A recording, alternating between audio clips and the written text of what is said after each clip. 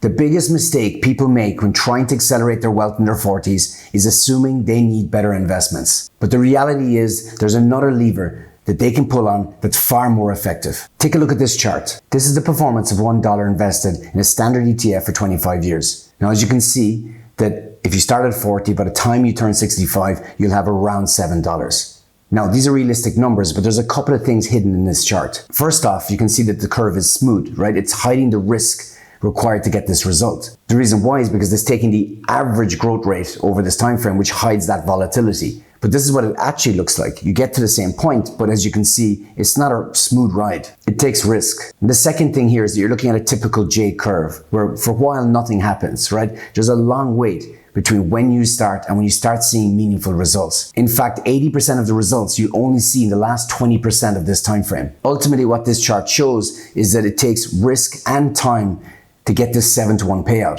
And when you're in your 40s and you're trying to accelerate your wealth, then this poses a bit of a problem. At this age, you still have many working years and compounding years ahead of you. The game is by no means over. In fact, the ideal time to begin asymmetric wealth building strategies is in your 40s, because you'll have spent enough time building strategies, building skills, capital, network, experience. You have so much more leverage than you did in your 20s and your 30s. But the reality also is that mathematically speaking, you're just time poor. You don't have as much time as you did in your 20s and 30s. And that poses a real problem. Like looking back at this investment, right? It takes 9 years or more to double your money and just to make $1. But at 25 years, it just takes you maybe a year and a half to make another $1. That's the power of having more time. One late year of investing is worth maybe 9 times early years of investing. That's the real cost of being time poor. And then there's how you absorb risk at this age, right? Market corrections of 10% happen all the time. 20% quite common, and you'll probably see a few 30% drops in your lifetime. It's not a question of if they'll happen, it's a question of when they'll happen. And at 40, you'll much prefer to have a market crash here than here. The reality is that market crashes later in life pose a significantly higher risk than they do when you're younger, because you just simply don't have as much time to recover. When it comes down to it, any investor worth their salt would jump at the chance for higher risk adjusted returns, right? Bigger payoffs for the same risk. And when you're in your 40s trying to accelerate your wealth, then any strategy that delivers on this is an absolute no-brainer. And there's one strategy that does exactly that, that's often overlooked, but it guarantees a 25-to-1 payout every single time. But it just sits in the background because as people approach retirement, they tend to focus way too much on how much they'll have and far less time focusing on how much they'll need. And it's that difference between the two that gives us this opportunity. See, when you're just focused on building as much wealth as you possibly can, then you only see wealth building as a one-sided equation. You save more, you invest more, and then you hope for the best. Just like an example from earlier, you save $1, you invested at 8% for 25 years, and you got $7, right? A 7-to-1 payout. But ironically, you would be far more successful from attacking this from the other side of the equation. Let me show you what I mean. So using the 4% rule as guidance for how much you'll need to live comfortably in retirement, right? What we do is we multiply your salary right now by 25. So if you live off $100,000 right now, then you multiply by 25. That means in retirement you would need $2.5 million. If you live off $150,000 right now, again, you multiply by 25, and in retirement you would need $3.75 million. And so what that means is that for every dollar you spend right now, you need $25 in retirement. But more importantly, for every dollar you don't spend right now is $25 you don't need in retirement. So in this example, from one side of the equation, every dollar you save and invest, you return $7. But from the other side of the equation, every dollar you don't spend, that's $25 you don't need. In this case, spending less is 3 to 5 times more effective than saving more. Effectively, it works out at a rate of return of around 17%, which is significantly greater than any ETF you'll buy today. And what's even more powerful is the combination of the two.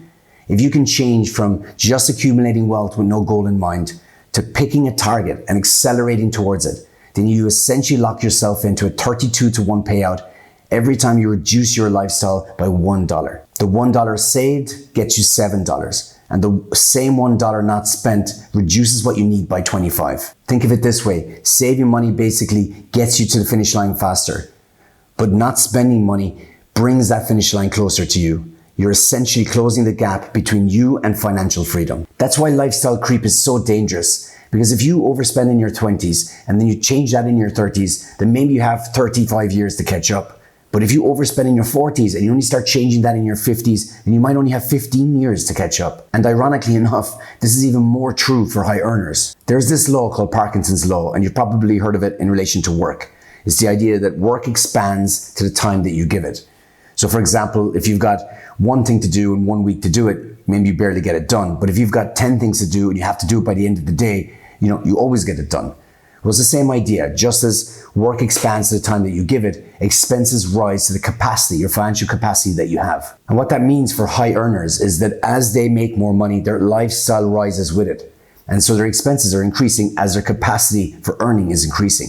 This is why it would surprise you to know that the vast majority of people, including high earners, struggle to pay for retirement. Because the truth is, whether you make a little or you make a lot, it's hard to keep a control on spending. Right? Like, it's hard to work all week, every week, and not reward yourself for it. We're happy as long as the joy that we get from our lifestyle is greater than the pain we get from life or from work. And when the balance isn't right, then money is probably one of the best ways to fix it. We can go out for dinner, we can go on holiday, we can do these kinds of things. We can rebalance this equation and then move forward in our lives. And that's fine to some degree because money is just a resource. Right? We should use it. But the problem is that some people overuse it, right? They look for stuff to buy, they buy it, get that spike in happiness, and then very quickly that novelty wears off and they need to buy another thing, chase the next thing. This is called hedonic adaptation, or it's actually also called hedonic treadmill. That's exactly what it's like. It's like being on a treadmill, running towards happiness all the time, but in the end, you're really just staying in the exact same spot. And so what this comes down to is very important, that if you're in your 40s and you want to catch up, then you can't afford to not get off this treadmill as fast as you possibly can. Because the second you do, $1 you don't spend will be worth $25 down the road. And there's just no investment in the world that returns these kinds of numbers safely in that time frame. So if you want to get off this treadmill as fast as you can, then there really are only two ways to do it. There's a standard saving method, which is you look at your expenses and you decide what to cut. Right? So maybe there's that guilty pleasure you feel terrible about, so you can cut that. Or the subscriptions you're not using, you cut that. But the problem is that this is unlikely to work, and even if it does, the amount you'll save will be probably quite small. The reason why is because cutting things out always feels like deprivation. Right? When you pass the coffee shop or you skip a night out, it's always going to feel like a loss. Essentially, you have to force yourself to have a scarcity mindset, to be always saying to yourself, I can't afford this. And the problem with that is that you only have so much willpower. Eventually that willpower will run out, and just like a diet, it'll be hard to be consistent. And you'll give up. At least most people do. But there is another way. It is a bit more extreme, so it's not for everyone, but it is more effective. And it's called the elimination saving method. And it works because the psychology is completely different. And let's face it, money is all about psychology. And in this case, it doesn't force you to go against your hard wiring. You can think in abundance, you can think in addition and still save money. Okay, so this is how you do it. You first calculate your minimal viable income. This is the lowest amount of money you can live off. You have to cut all of your wants and as much of your needs as you possibly can. This is completely uncomfortable, right? This is not fun. Nothing good happens here, right? This is just surviving. But for now, just think of it as an interesting puzzle to solve, right? Be curious. Think, what is really the lowest amount of money I can realistically live on? Figure that out. And then you do the unthinkable. You actually try to live off this amount of money.